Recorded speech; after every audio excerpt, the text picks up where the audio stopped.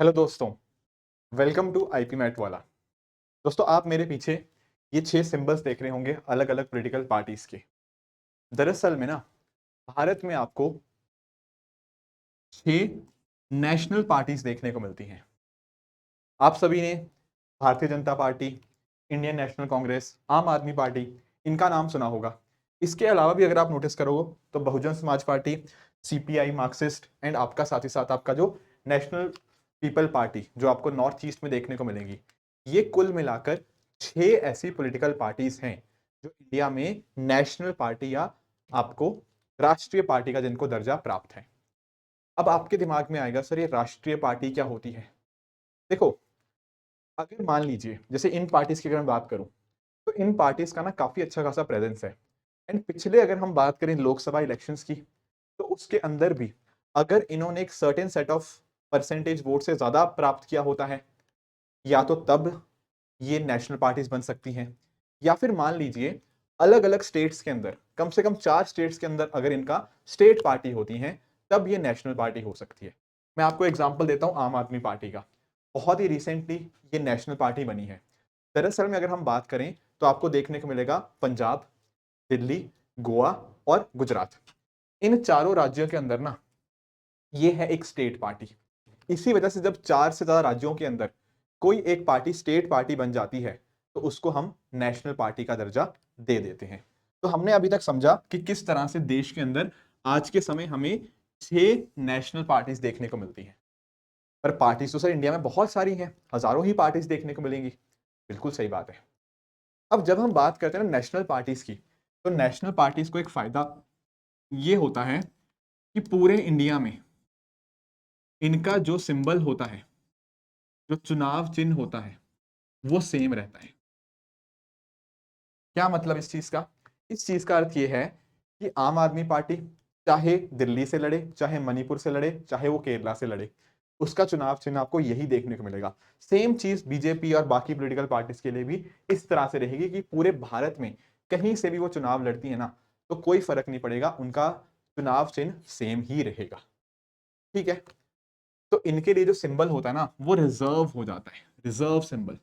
ये चुनाव का चिन्ह जैसे हाथ है कांग्रेस का, तो और कोई भी पार्टी इस चिन्ह को यूज नहीं कर सकती। इसके अलावा भी तो बहुत सारी पार्टीज होती हैं।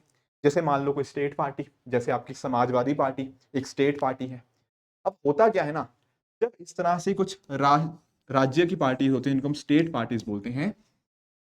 उस केस में क्या होता है, उस स्टेट के अंदर उनका सिंबल रिजर्व रहता है। जैसे मैंने आपको बताया उत्तर प्रदेश के अंदर आपको समाजवादी पार्टी देखने को मिलती है, तो यूपी के अंदर जो समाजवादी पार्टी का सिंबल होगा उस चुनाव चिन्ह के ऊपर और कोई भी नहीं लड़ पाएगा। समझ गए? अब इनके अलावा भी और सिंबल्स होते हैं जिनको हम बोलते हैं फ्री सिंबल्स। फ्री मतलब जो किसी के लिए भी आरक्षित या रिजर्व नहीं है। तो मान लीजिए मैंने और आपने मिलकर कोई पॉलिटिकल पार्टी खोल ली। अब हमारे पास ना बहुत सारे फ्री सिंबल की एक बहुत बड़ी लिस्ट होगी। उस लिस्ट में से हम कोई भी चुनाव चिन्ह चूज कर पाएंगे। हम ये बताएंगे किसको? इलेक्शन कमीशन ऑफ इंडिया को। वो यहां पे अकॉर्डिंगली हमें सिंबल एलोकेट कर देगी। ध्यान रखने वाली बात यह है कि जो भी सिंबल रिजर्व्ड है, चाहे वो ये 6 नेशनल पार्टीज के हों या फिर जिस स्टेट के अंदर हम लड़ रहे हैं, अगर वहां पर स्टेट पार्टीज को कुछ ना कुछ सिंबल अलॉट है तो वो हमें चुनाव चिन्ह नहीं मिल सकता। उसको छोड़कर जो भी सिंबल होंगे वो मुझे यहाँ पे मिल सकते हैं। अब आपके दिमाग में एक चीज और आएगी कि सर ये जो इलेक्शन कमीशन ऑफ इंडिया है जो इस तरह से सिंबल्स को अलॉट करता है या उनको रिजर्व करता है, ये कैसे करता है या फिर इसका प्रोसेस क्या होता है? देखो, इसका प्रोसेस यही होता है कि एज एन पॉलिटिकल पार्टी मैं यहाँ पे इलेक्शन कमीशन ऑफ इंडिया के पास जाऊंगा एंड उनको यहाँ पे बताऊंगा कि ये सिंबल मुझे चाहिए। अगर वो सिंबल अवेलेबल होगा तो उसमें से दिया जा सकता है। पर इंपॉर्टेंट चीज ध्यान में ये रखी जाती है कि जो भी आपको सिंबल मिलेगा उसके ऊपर कुछ धार्मिक चिन्ह नहीं होना चाहिए, कुछ ऐसा ना होना चाहिए जिससे आपस में दो गुटों के बीच में आपस में लड़ाई फैले। ये सब चीजें नहीं होनी चाहिए। इसके साथ ही साथ अगर मैं बात करूं ना, तो भारत में जो आपके इलेक्शन सिंबल्स होते हैं वो और भी ज्यादा इंपॉर्टेंट हो जाते हैं। पता है क्यों? स्पेशली इसलिए क्योंकि भारत देश में ना अभी भी हम आगे बढ़ने की कोशिश कर रहे हैं और इस चक्कर में हमें अपनी लिटरेसी को भी आगे लेके जाना है, लोगों के अंदर साक्षरता को और बेहतर करना है। एंड याद करो आज से 70 साल पुराना टाइम, जब हमारे देश में पहली बार चुनाव हुए थे, उस समय तो बहुत ही कम लोग थे जो कहीं न कहीं पढ़े-लिखे थे। अब कई बार उनसे ये नहीं पढ़ पाते थे कि कौन-सा पर्सन चुनाव लड़ रहा है या फिर पॉलिटिकल पार्टी का नाम पढ़ना नहीं आता। उस केस के अंदर ना, ये जो चुनाव चिन्ह होते हैं, जो इलेक्शन सिंबल्स होते हैं, वो बहुत इंपॉर्टेंट काम करते हैं ताकि देश में हर इंसान वोट कर पाए। क्योंकि आप नोटिस करो, भले ही पर्सन को ये पढ़ना नहीं आएगा कि इंडियन नेशनल कांग्रेस लिखा है या भारतीय जनता पार्टी लिखा है, पर जैसे ही वो हाथ को देखेंगे या फिर कमल के फूल को देखेंगे, तो उनको समझ आ जाएगा कि ये जो सिंबल्स हैं, ये कौन सी पॉलिटिकल पार्टी का है।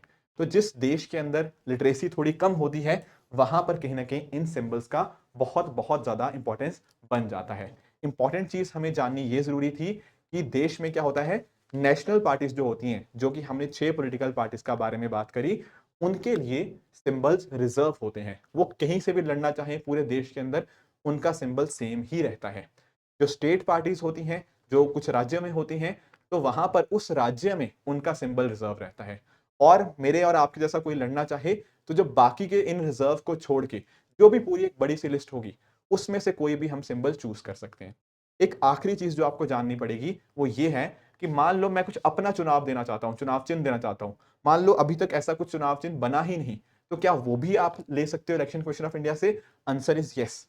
आप सबमिट कर सकते हो कि यार मैं अपना कुछ नया कुछ चुनाव चिन्ह बनाना चाहता हूं, तो इलेक्शन कमीशन ऑफ इंडिया आपको वो चुनाव चिन्ह भी दे सकती है।